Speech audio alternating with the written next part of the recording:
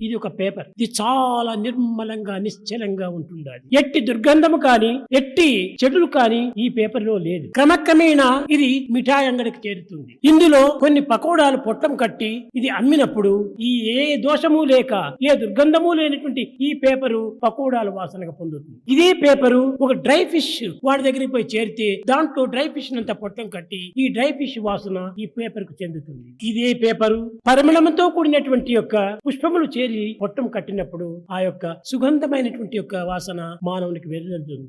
కనుక ఈ మంచి వాసనకు చెడ్డ వాసనకు ఈ పేపరా కారణం కాదు. ఈ పేపరు ఎట్టి సంబంధాన్ని పురస్కరించుకొని చేర్చుకున్నదో దాని సంబంధమే ఈ పేపర్ కు చెందిపోతుండాలి. దీనిని పురస్కరించుకొని tell me your company, I shall tell you what you are అన్నారు.